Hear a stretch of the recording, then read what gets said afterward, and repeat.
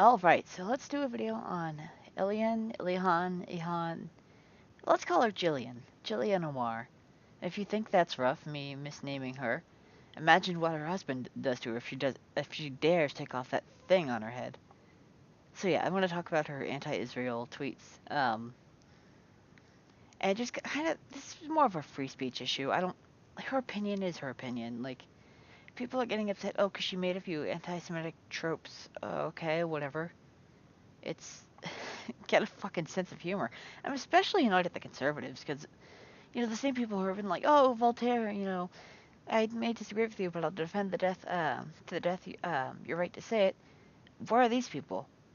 These people are calling for her to resign and get fired, and hell no. I think what should happen is an investigation. Pelosi should launch like an investigation to see what she's done for the Foreign Communications Committee, and if her opinions that she's displayed have made things rockier between America and Israel or how it's affected her work, and then make the judgment from there, have like a vote on it.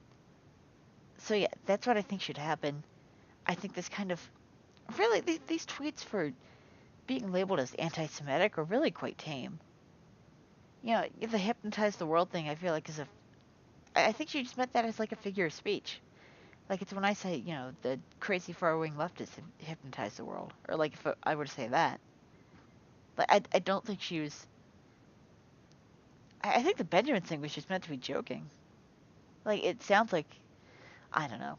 It it's really not that bad. These are the only two tweets I could find.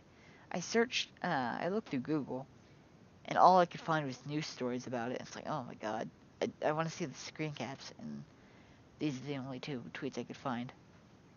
But that's why it just feels like crybabying. Like, oh, she, and I don't know if her grievance with Israel is warranted.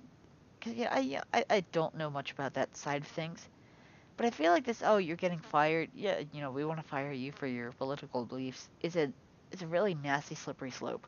I mean, we've seen this with Britain. First, it's Count Dankula because he made his pug do a Sieg Heil. Then it's Tommy Robinson, and same thing with online social media.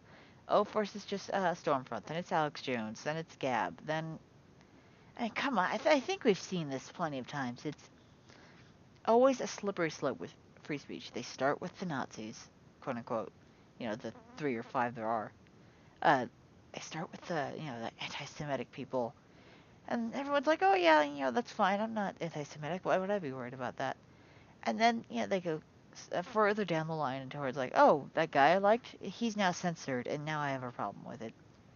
We, this is this gets at a nasty precedent in the future with free speech.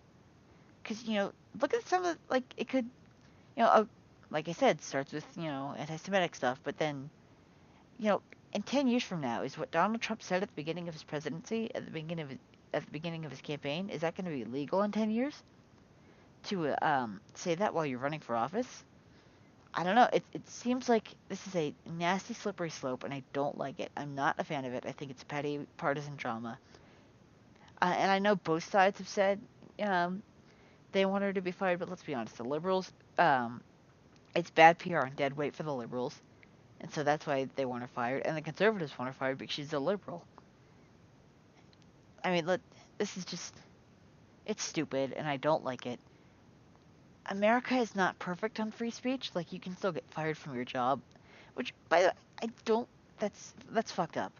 Because usually the way it happens is someone sees something offensive you wrote online, doxes you, finds your place of work, and then sends many complaining emails about it until they fire you, and just with no consideration. Oh, it's looks bad for us because fucking 15 angry lesbians, emailed us about you. So whatever, off you go.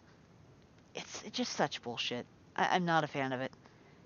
America isn't exactly a free speech utopia, but it's pretty fucking great, and there are steps we can take to make it better, and we can start today. Thank you for watching my video.